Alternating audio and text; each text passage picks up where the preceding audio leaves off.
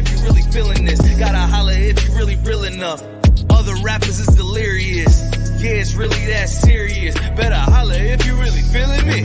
I gotta keep it 100, ayy. If you don't like it, then fuck it, ayy. We gonna win in the end, yeah, we gonna live in abundance. I gotta keep it 100, ayy.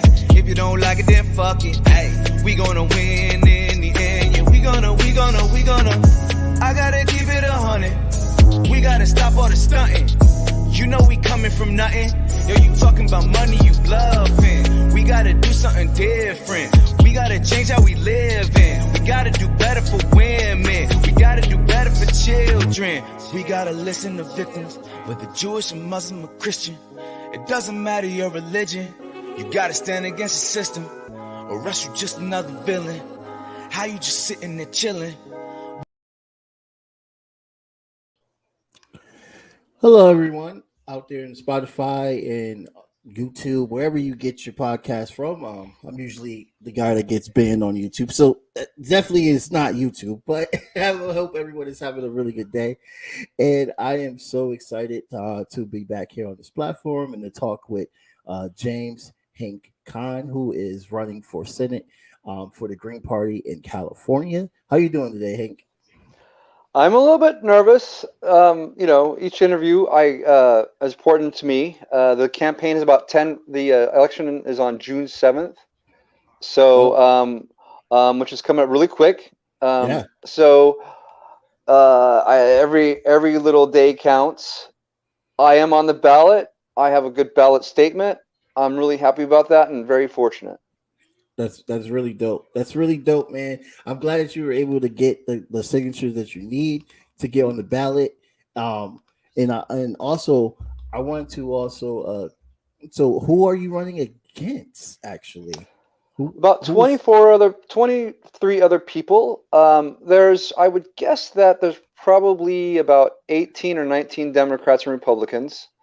Okay. The incumbent, but not really an incumbent, the person that was appointed to the position when Kamala Harris abandoned it is I'm running against him, Alex Padilla. There are some pretty good heavyweight Democrats, and there's a lot of Republicans that are vying for the position.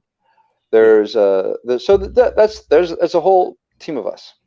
So it sounds like there's literally just a huge fight for who's going to be able to take Kamala Harris' Senate seat, basically. Right. There's going to be a runoff. The top two will go up for election in November.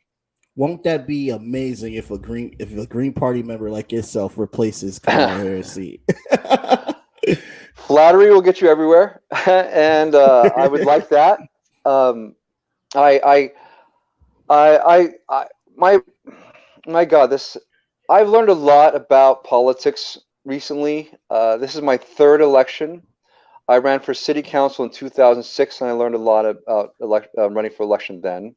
In 2018, I ran for mayor of Long Beach, and learned a lot. Really is I've been illuminated to a lot of things at this level. I understand that for what it is to be a statewide candidate, a federal candidate, really is within everybody's grasp. It's not really about. I'm on the ballot now. I may be a fly on the wall to many people, but I'm present and I'm here. I watch how other people have gone about raising money. I see what interests are at play here, and it just seems to be the same interests that replay itself year after year after year. It could be, as you know, even as we look at what's going on with the Biden administration and the omnibus bill, and he's talking about increasing policing. He's bringing back the rhetoric of the 1990s, what they talked about in the 80s, which was they're going to make your community safe. They're going to bring down crime. It's the same conversation, and everybody's coming out again. What the Democrats are saying again, we're going to bring you Medicare for all. We're going to abolish your student debt. But that's what they said in 2020. And then if you look, if you're a tweeter, if you're a social media, they're still doing the blue wave, which was the stereotype they used to try to get the Senate during 2 years into the Trump party. It's like, oh, here comes the blue wave. We're going to take back this stuff. it just repeats itself. It's on repeat. It's a skipping record. Right. So it takes nothing special to come on in. You don't need it's like no one questions platform. Yeah. So anyways, it really illuminates me to how there's really not a mysterious thing that you're gonna find at the federal level. Right. So, two questions. First question. So, about 19 people are going for this seat, Yes. and it's a mixture of Democrats and Republicans. And is there anybody else in the Green Party like yourself, or you're just the sole candidate for this seat? There's one other Green Party person. I think she's like 78. She's run about 2 or 3 times. I did not know that she was going to get on. She has videos. She's put herself down as a marijuana plastic entrepreneur. She's she advocates marijuana heavily, and but she seems like she's a Latino lady, she seems like a nice person. There's another person for the Peace and Freedom Party that is running, which the Green Party is endorsing, named John Thompson Parker. This is his third time running. He seems like a nice man as well. Wow. But yeah, and he's a union person. A lot of people right now are pro-union. Of course, Howie Hawkins is very much around unions, and most Peace and Freedom, the Socialist Democrats are really it's like reviving the union strength across our nation. I think that's great. I think it's great, but I don't. Let's take a moment and politics. One of the things I've learned is that if you're going to run for politics, it's assumed that when you walk into some sort of political hypothetical room, there's a conversation going on, and it's been going on for a while, and you got to walk in and enter it. Right. Right. But you got to come in and make your own conversation. You got to write your own narrative if you're really going to make a change. Right. You got all these people talking about the same things over and over again, but they think that they're like, I'm pro-choice, but I'm more pro-choice than the next person. But that pro-choice discussion has been going on in elections, cycle after cycle after cycle. It's like a dryer, boom, boom, boom. And as a politician, you come in and it's like you got to run in and like grab in it and get into the rhythm of it. But a rebel makes his own conversation, writes his own narrative, and that is why I think I'm different than everybody else. I watch people talk about military spending and things like that, and I talk about it's. So I'm not in the military. People talk about women's choice, and I believe that when it comes to women's, it should be a lady and her doctor, and those are the two people that have the right to make that decision. Right? It's a medical procedure, and the doctor should consult them. That's the only two people that should, right? And I'm not a doctor. Right. What I am is I'm a social worker. Right? Now, if anybody's called a social worker, we come in and for certain things. Usually those things are rare conditions. Something's happened, something's gone wrong. It's the fringe of environment, but I will put you that now there's a norm to people who are no longer, there's in the social work we talk about the worried well versus the chronically ill. Right? If you're worried well, go see a therapist. If you're chronically ill, go see a social worker. We'll get you housing, we'll get you food, we'll fix you. But now, instead of being a fringe problem where you have a rare family member that's on drugs, you got to get into rehab, things like that, it's a large part of the population that is now chronically ill due to poverty. Right now, so this is what I'm saying is as I walk into the room, people aren't going to talk to me like I'm a social worker. They're going to be talking like politicians, and what we need to do is when we look at things like Medicare for all, basic minimum wage, rising rents, you're talking about people that are now living at the poverty level, that are now at these severe levels, that they need a social worker. So I think if you think about that for a second, it makes perfect sense to have a United States senator that is a social worker. I could talk about co-pays. I can talk about what it's like to get somebody out of poverty to go to school. Usually a social worker is the kind of person that would help some underprivileged, what they call underprivileged children, and go to college. Most importantly, what's going on in America right now is that the rents can't be paid. The rents are too damn high. We've talked about this before, and I think I'm the only person on the ballot saying, when you look at social people who get retirement checks and permanent disability checks, they're less than the rent, right? So Right. if the standard retirement check for a senior right now is about $1,500-$1,600, when that's like a studio apartment, Yeah. if you're Basically, right. yep. So where's the formula that you should only be paying 1/3 of the rent? So I think I'm the only person that says, screw housing vouchers. Give people the amount of money to pay the rent that the greedy landlords have escalated it to. If the So is landlord this can't a negotiate, UBI type of yeah, concept that you're thinking about? yeah, it's Yeah, it's I a agree with that. commonly one. It's actually been passed by United Nations. It's internationally. It's an international opinion that that's what should be reasonable. So if landlords won't accept rent control, and they won't lower rents, we can't enforce so many people to go homeless just because we can't come to terms or agreement with your landlords. So we have one opinion that actually is humane when it comes to seniors and the disabled, who are now roaming our streets. Is we got to give Right. them enough money to pay the rent. Triple Social Security, triple SDI. Again, when we look at that, this is the state that we're in. And you look at minimum wage. I'm the only one that's saying you got to do 25. 15 is like, oh, that's, we're making improvements. Yeah. But 25 is so much better. Yeah. It's kind of like when a politician says that they want to put less black people in jail for doing drugs. Well, Right. right? Less. It's like you shouldn't have been doing it in the first place. Thank you. So, thank you. So you shouldn't be paying people this kind of wage in the first place. You should be paying $15. You should be paying $25 because anybody that owns a place or is manager of a place, you say, okay, how much money am I going to have to pay you to go out and rent an apartment right now and survive and do all the other stuff? They'll say, well, I'm living on my manager's wage. Right. I barely get by.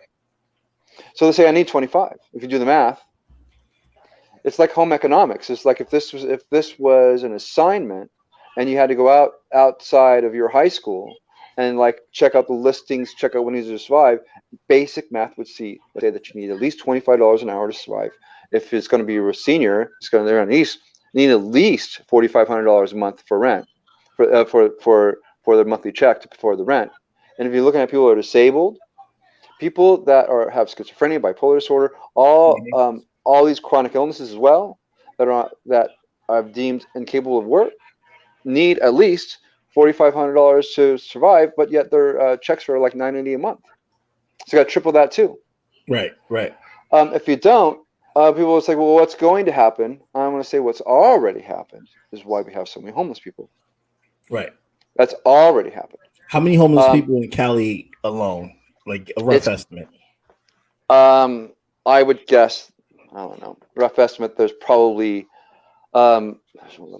people. I would guess there's probably between 100 and 200,000 people are homeless, at least, limited. But a good social worker would say define homelessness. The minute that you don't have a landlord, you're not issued a key, you're transient. And the minute you don't have a place to live, you are homeless. Whether or not you are crashing at a friend's house, moving back with your mother's, technically you're homeless. You're no longer that person. As the moment that you don't have a place to be. So that's just not sleeping under a cardboard box, sleeping out of a car. There's a lot of people who lives a lifestyle of living a few months here, a few months there. So it's uncalculable at this point. Yeah. You'd have to go down to Department of Social Services and see how many people are applying for general relief, which is about $300 a month. But then you say, okay, how many people are you saying that's homeless right now? They might calculate a number. That might be an easy way about it. You then add that on to the number of people who count on the streets. It's a large number. But I'm the only person that's saying this. It's like the people that are in the Senate, and everyone that is a millionaire has never had to pay rent. Right. Like Kamala Harris. Like them all. That's sarcasm, because every person is a millionaire. Well, I wanted to ask you. So now, so I didn't realize last time I spoke to you that you were actually trying to get into that seat. But that's just me not understanding fully. No, I should have it's done complicated. that before. Well, my question is, what? So yeah. we already. So you're a social worker, and compared to what Kamala Harris did, she was basically a cop, and then became DA and all that stuff like that. What can you bring to the table? Like, just a compare and contrast. I know this is a question that could go anywhere, but just off of the four, let's just go with four basic things that you know about Kamala Harris when she was a senator. What can you do different from Vice President Kamala Harris? What she have done when she was a senator? Well, I'm not obligated to vote upon the party line, which every politician, and as Democrat or Republican, is required to do. Mm-hmm. Right? That's a good one. Okay. I would be repulsed by any corporation that would try to influence my legislation in any way. I am in my 50s, and I have a lifelong experience of knowing, as a social worker, and having opinions that no amount of money can take away my opinion of it.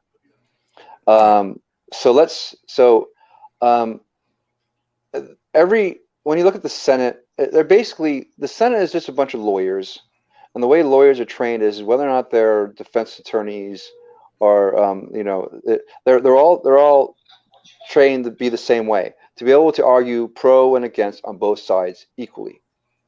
That's what a good lawyer does. Doesn't matter whether or not you have someone that's guilty. You're a good lawyer if you can get them out off those charges, right? So lawyers are not ideologically possessed. If they are, they're going to be burnt out. Right. The clients of these senators are their donors and corporations, and so they will argue a case any way that satisfies them. Example is that they've really gotten out of. They're starting to get a little traction. But like last time I told you that there was something in California that could have given us single payer health insurance, and even though they have a majority of our Democrats here, they decided not to even vote on it. And that's disappointing. So it's very disappointing because we would have it right now. But I'm sure that it does not affect their voters in any way. I'm sure people still worship at the altar of Alex Padilla. So now when you come back, is who am I going to be as good a senator as these guys? As far as am I a good lawyer? I think I tell you something. I've worked in a lawyer's office for 2 years. These guys are dopes. They drink too much coffee, and they get to and what lawyers do is that it's almost like they geek out. And so what they do is when they get a case, they try to get the other guy. Oh, we made a mistake. I got him there, and I presented it as a fact, and like, oh, I won that case. And that's what lawyers are good at. Is that kind of you know that there's nothing mysterious about it.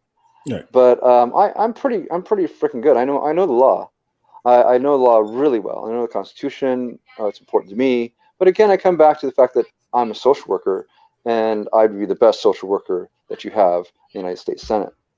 Yeah. And what's also good is that you're also a Green Party member, so you're not even going to have to worry about the pressures that the Democrats or the Republicans will try to put on their own candidates to make them fall in line. They've usurped the Green Party environmentally and destroyed it. In many ways, that the Green New Deal is now synonymous with AOC, and I think they call it Hive and people like that. Where Howie Hawkins wrote that, authored that. It came out of the Green Party, but really it was supposed to be championed by the Democrats, and they failed. So now the Green New Deal is just synonymous with the failure of the Democratic Party. Right? So there you have it.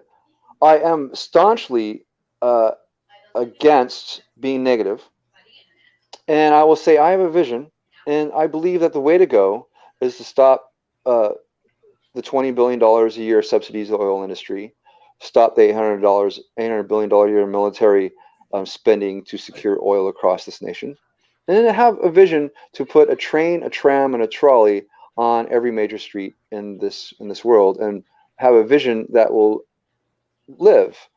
If you imagine 2100, 2150, do you think this is going to be a world of Teslas and electric Mercedes Benz? Or do you think the only way that we can really survive is using mass transportation and squeezing every little ounce of energy we can and moving towards a world of sun and wind? Let me ask If you a you were question. going Have you ever heard of a yes. man named Karl Marx?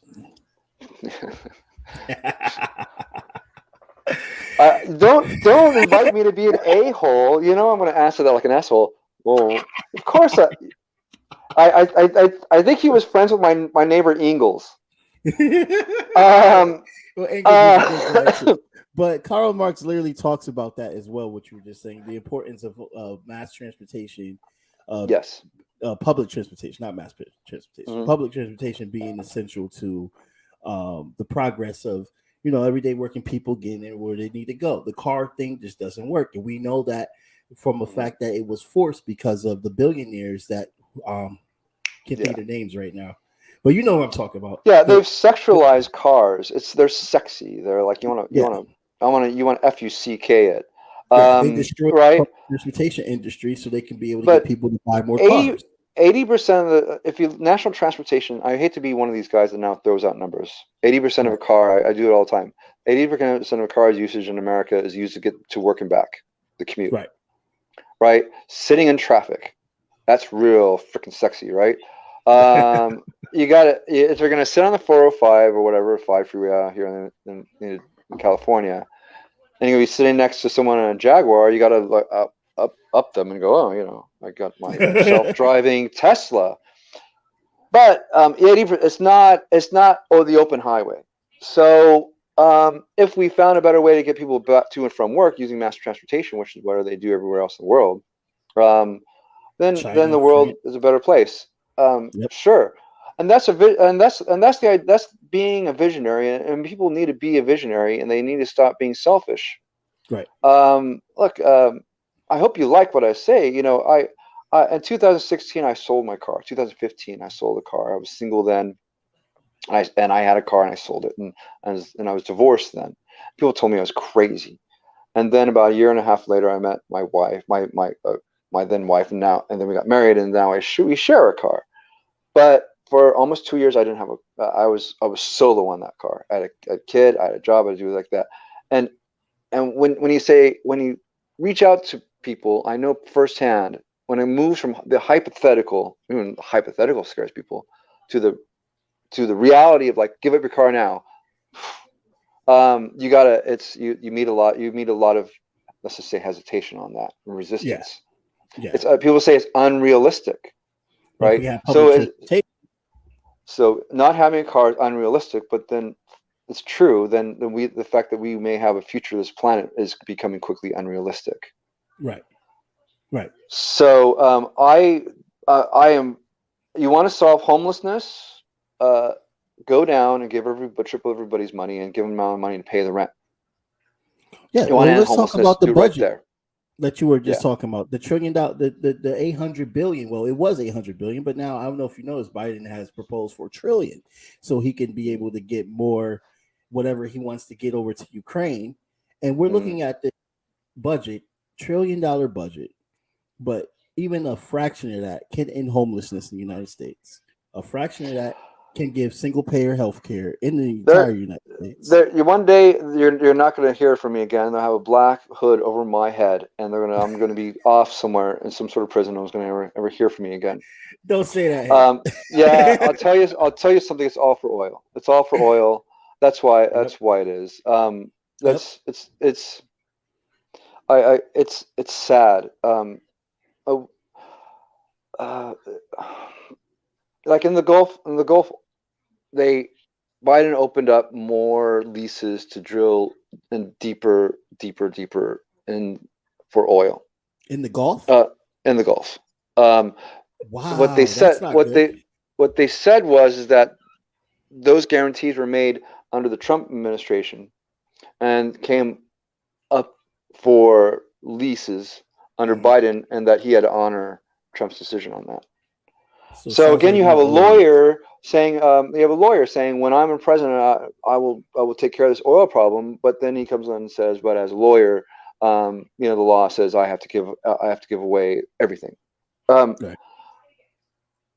Man, all they want to do is go to war. They want to scorch the earth. They want to get you the oil. No one's Uh, talking about peace in this whole situation.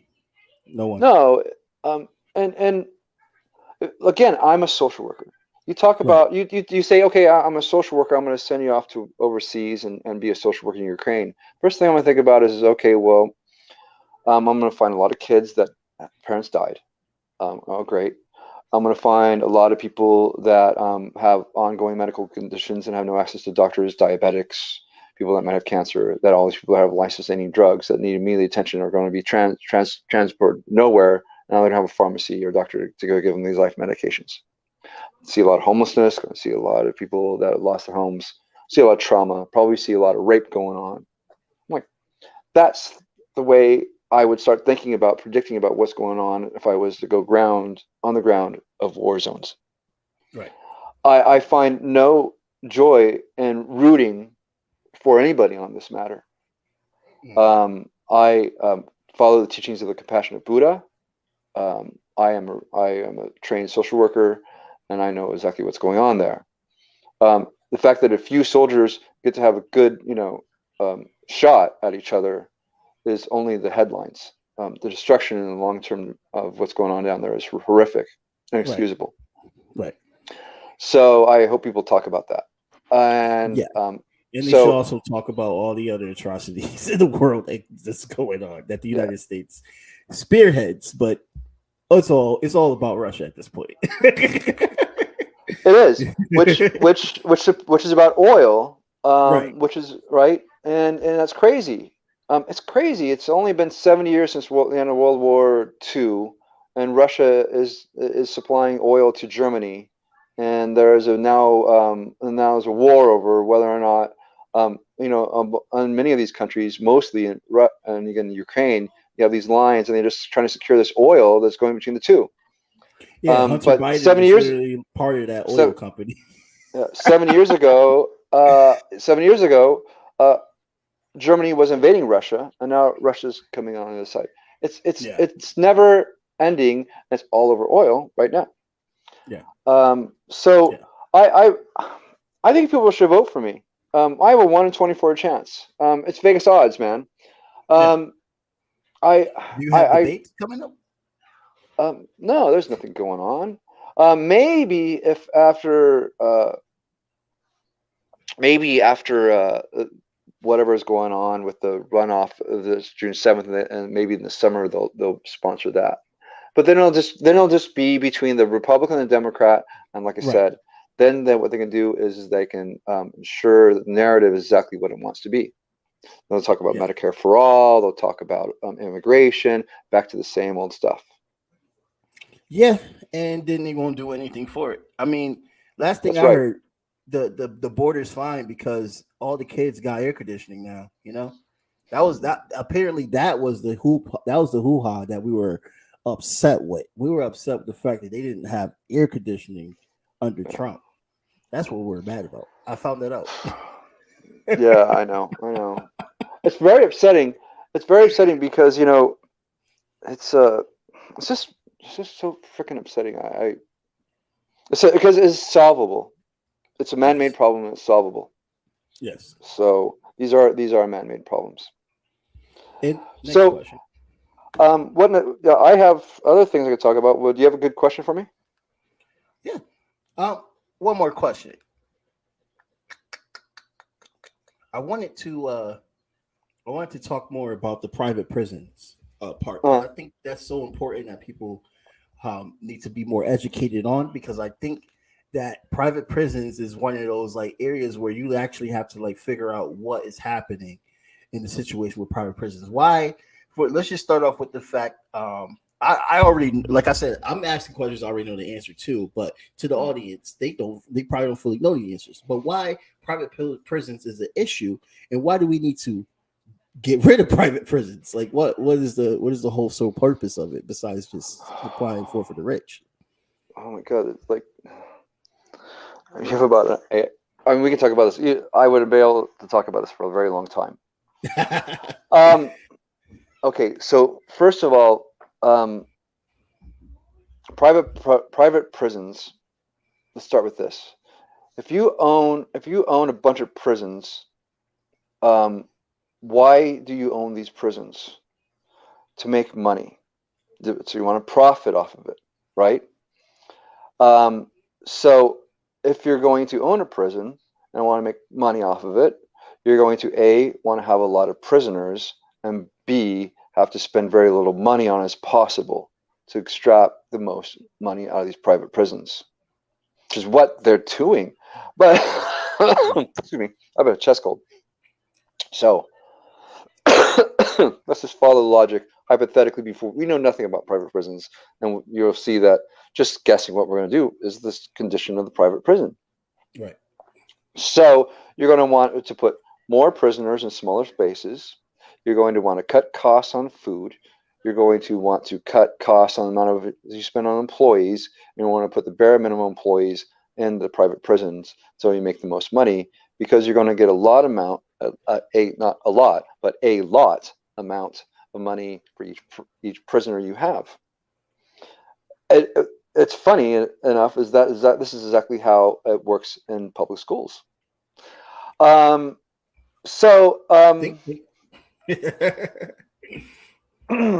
off the bat, there's no real way to control how people are treated in prisons once they get into a private prison. And you're put in the private prison because a judge has placed you in that private prison. So the law has done it and the public has done it. And yet now somebody who's is privately got you isolated and torturing you. Right off the bat, this is just horrible. Right. I'm totally against private prisons. I'm very much against prisons in general. Even public prisons, even in my mind, are wrong.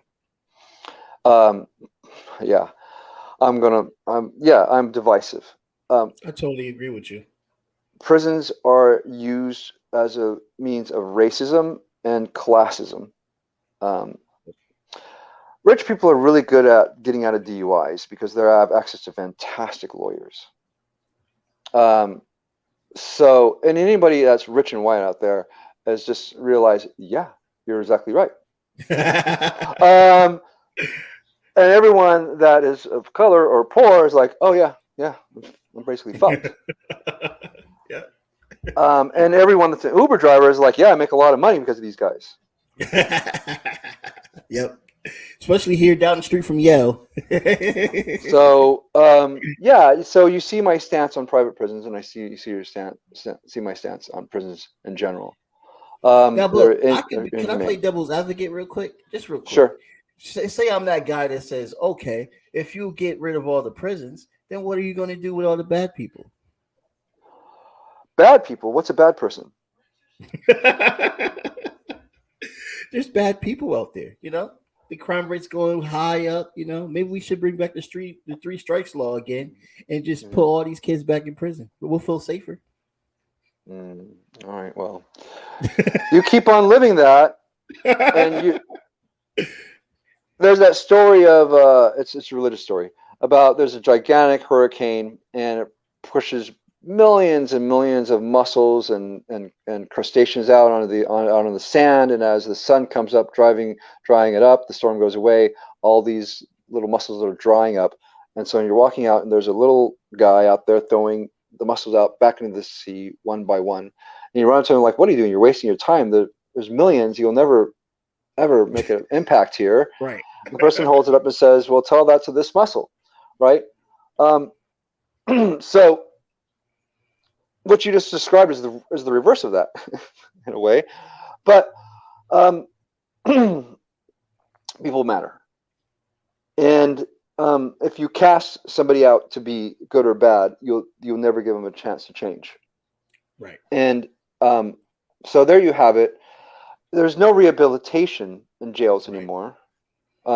That's and so if you really want to take someone that's a murderer or whatever you want to call them, you really want to change someone's life, sober them up, get them some education, or and either A, get them a way to get a good job, or B, put them on disability, but somehow monitor them the way that you need to. But there are plenty of ways around this other than just putting people in prison cells. Yeah. Yeah. And then someone would ask, who was going to pay for that? I mean, well, how much money does the prison makes just off of having people live there? It's Yes. literally like, isn't it compared to college tuition? How much they make a day off of each person? Write That your that own narrative and say, look, the only reasons that the people that profit off of these prisons are the wealthy people. Not right. only because they can buy the stock and own these prisons, but because they can choose to they can destroy people's lives, and it ends up being criminalized, which is another discussion, because we have criminalized the poor, we've criminalized the homeless. Exactly. 20% of LA County Sheriff's jail facility is always about is mentally ill. The largest mental health facility in the United States is a jail facility. So Wow. it these benefit millionaires and billionaires, um, and so we accept that is that we allow billionaires, and the only way they can be billionaires is if poor people are thrown into prisons. That's the only way that I mean, if we put everybody out, if we really saw the way the state of the world right now is that it would look more like Mexico. The way it was when I saw it in the 80s is that when I was driving through Mexico, that you come across areas that were extreme poverty, this and you get valleys of extreme poverty, and then up on a hill would be a mansion, right? And that was usually um, if you okay, people down in Mexico, don't come shoot me.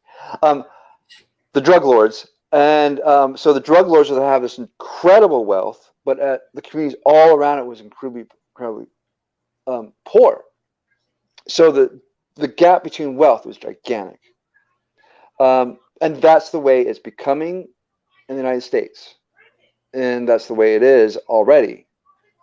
And we're throwing people in jail, we're putting them out in the streets, and um, you know, okay, black people are caste. And if there's a caste system, like an Indian caste system, class caste system, you just call it being black.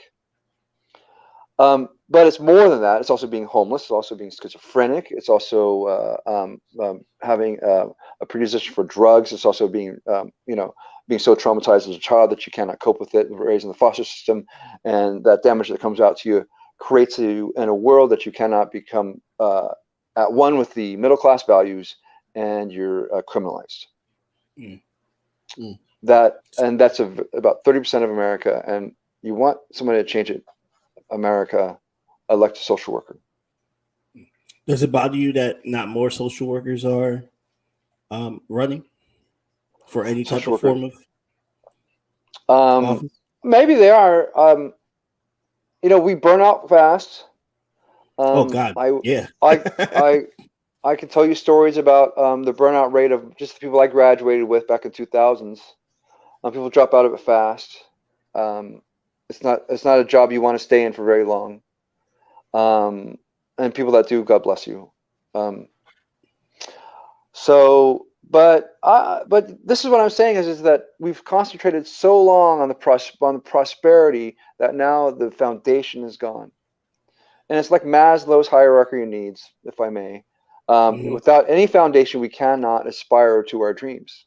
Mm. While we're worried about where we're going to sleep, where we're going to eat, how are we going to concentrate on studying, right? So, for in a college class.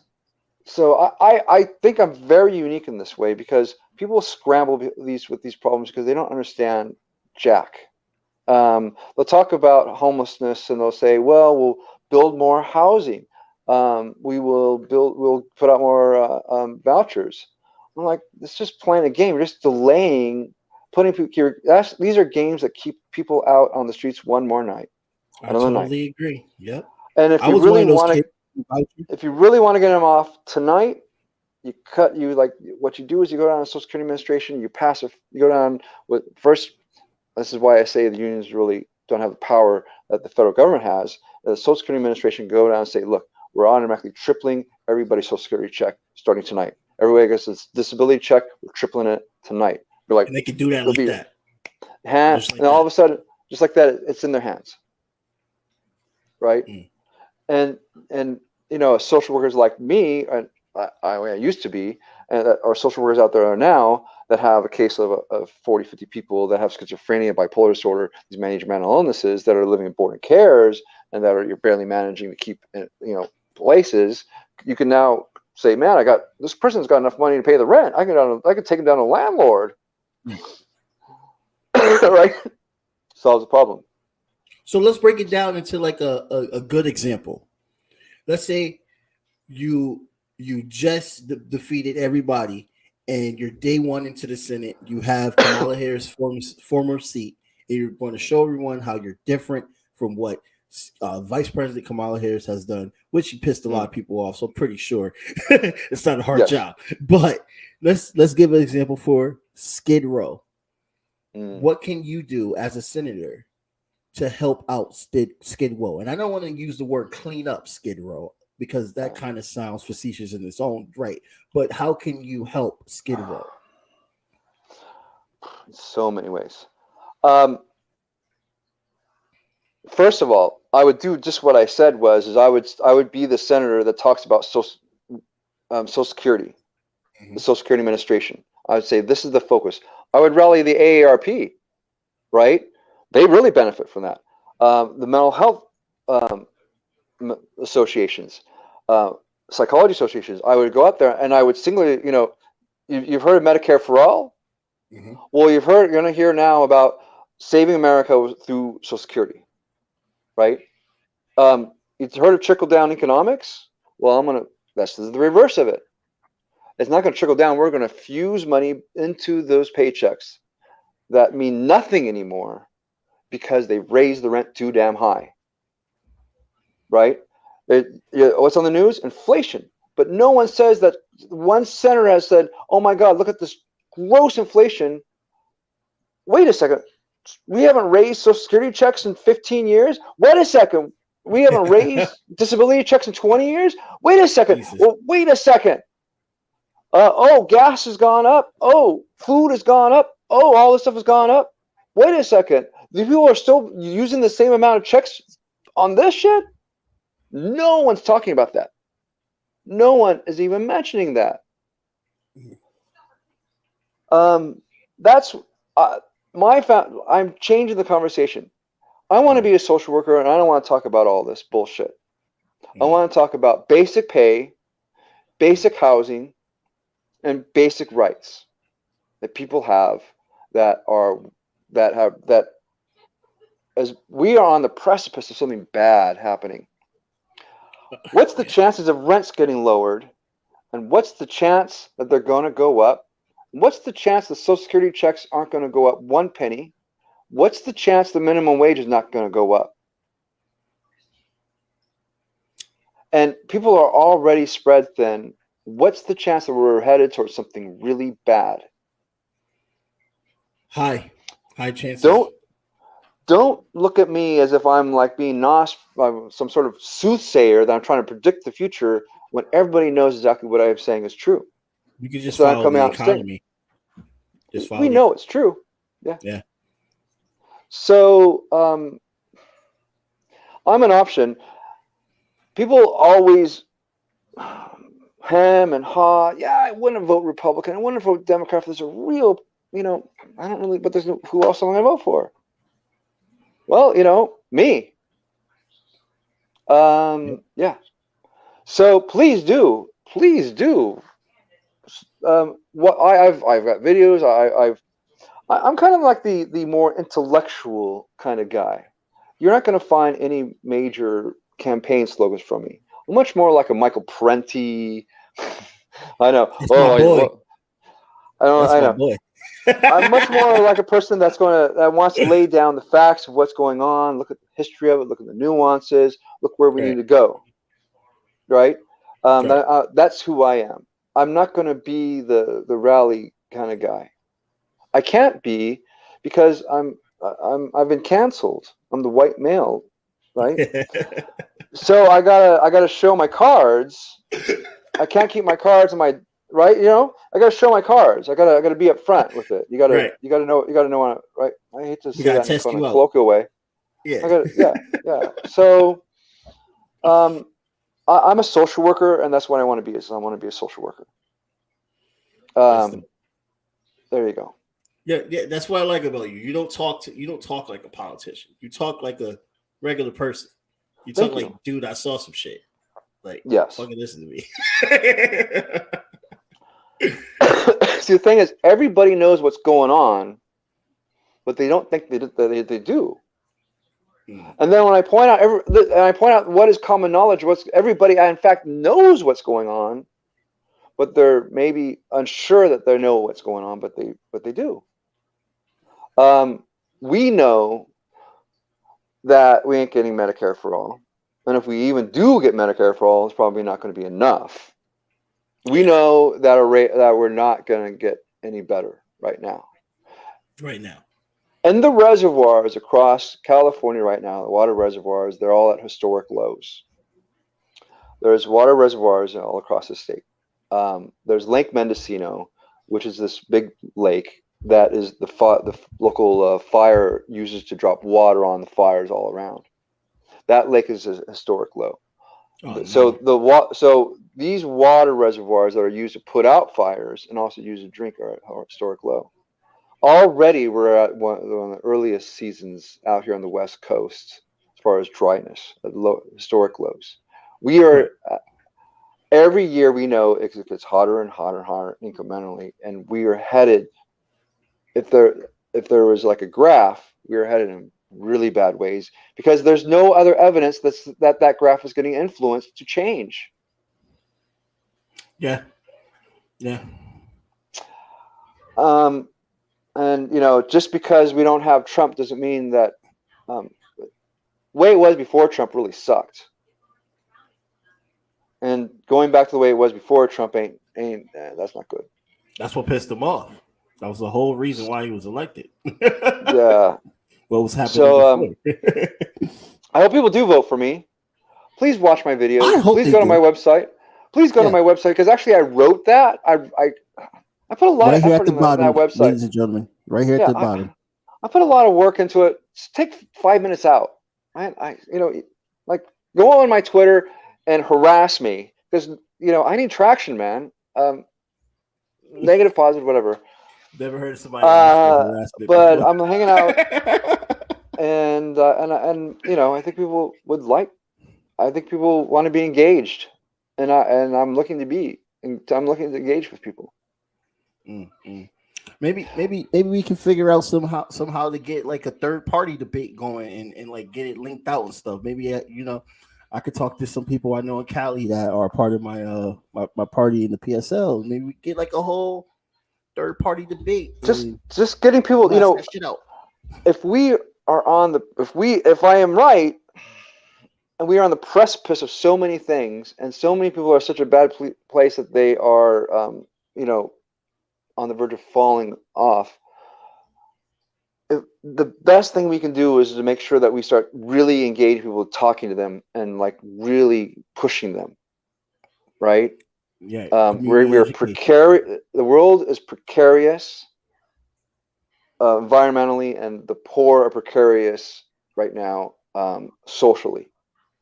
So what we have to do is we have to like get people to really question everything they're getting told, and ask, where is it that we need to be in 5 years?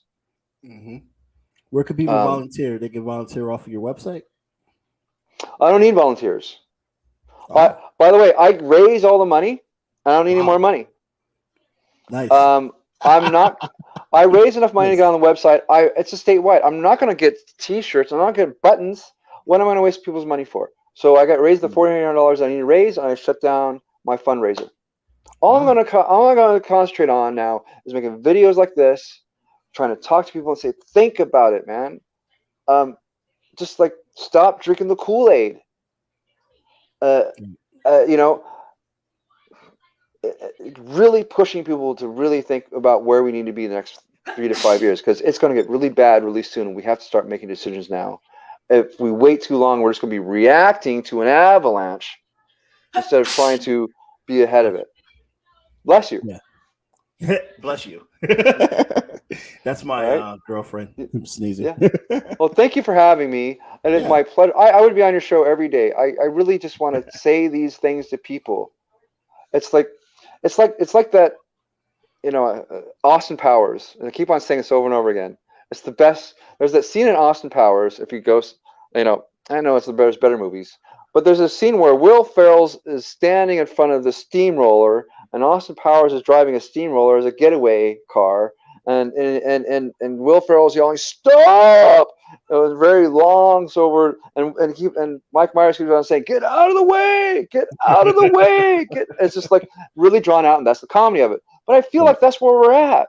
I'm like, we can stop, get out of the way. No. We're just going to keep on doing it until the tidal waves come, until the droughts come, until there's no more resources, and there's mass excavations of areas. There's grand migrations. We have species dying, and it's all, and then it's like this. It starts rolling so bad. There's no getting away from the disaster that's pending. We haven't even gotten to the conversation about how the animals are affected, and I would love to get you back on just off of that, just talking about how the environment and the animals are just destroyed right now, and how many animals are like. Here's a very important point before you let me go. Extinction, right? Within all species, subspecies go extinct. That's kind of, you know, how evolution happens. And talk to a scientist, and they'll talk about frogs and all these species. And what's happening is that they expect these subspecies to die out like one every 500 years, one every 1,000 years, right? And so there's a lot of subspecies of ants and a lot like that. And what they're seeing is that they're seeing not only large subspecies extinction, they're seeing that equation of what to predict as subspecies dying off at such a rapid rate, they're all going to die, right? And so that's the math of the formula you need to put in your mind, right? Wow. So if you go region by region, area by area, when you think of ants, frogs, all these things, there's little subspecies dying really quickly. And the ones that can't get out of the area that they're in to survive dies, right? So due to drought, due to whatever. So that's what's happening really quickly. And once that subspecies dies off, it cannot be replicated, never comes back. And so the subspecies and the species are dying off so quickly. Only the things that can migrate out of these horrible areas can survive. And we are going to be that next species. Soon there's not going to be any more, you know, New Mexican, because everyone in Mexico may die. That's the subspecies of United States citizen, right? Soon, maybe Louisiana, Mississippi, and Florida is just going to. The subspecies of the Creole is gone. Louisiana, no, not the Creoles, right? People. Right? That subspecies may be gone. Up here in Northern California, there's about 15 tribes more that are seated up here. You know, something up here can be happening, and then major tribes of the area of the indigenous people, that subspecies is gone. And we would replicate what's happening to the frog, to the ant. We are on that path. And it's an arrogance to think that we are not. And it's an arrogance for Jeff Bezos and jolly good whatever Tesla boy to think that it's all okay as long as a small sampling of us can fly off to Mars. Right. Because that's what they're going to do. Fuck them. We got to head towards a place where we take care of us all. That's extinction in a nutshell. We're on the 6th extinction. 9 out of 10 scientists will tell you what gum is good for you, but they'll also say, yes, we have already entered a process of extinction. We have already entered a process of extinction. We got to accept it. Yeah. I've only come here to bring you good news. Is that I'm tired of bullshit, and I promise not to be an asshole. Sorry, you're fine. You gotta be asshole sometimes, you know. No, you can't. What we need right now is just somebody who we need many people to preach love. Yes. And this is out of love. We got to care for each other. We have to care for us all. We have to break it all down. We have to see where it's at. No longer can we live in a world that's all about the rich. Right. Especially. Thank you so much. It's already 55 minutes. You got to get me off. Yeah. Bring me back anytime you want. Yeah, please. I'll definitely get you back anytime. Probably in June. Okay. It looks like we'll right talk before about some other stuff. Yeah. Thank you elections so much June 7th, elections June 7th, and then I no longer exist. Election is June 7th. June 7th. June 7th. I said June. June I know. 7th, everyone. Yes. Check out HenkForSenate.com. Check it out. Has a great platform. Definitely, if you're in Cali, these are one of the people you should be voting for. Definitely. In the Senate. So thank you so much for coming on, Henk, and I'll talk to you later. And to everybody out there in the airwaves, have a very good day. Collectively transforming community, peace in our human family, volume and unity, divine light shining individually, collectively transforming community, peace in our human family.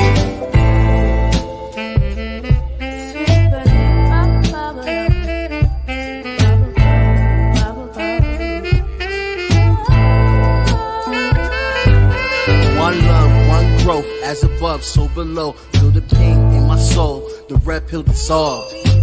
Organized, no matter the cost. Politicians start wars, they don't fight, they sit the poor. And nothing lasts forever as long as we stay together. Give hell to the masses, watch the unity rapture. This is for the kids and the culture. It's one love, one growth, one light.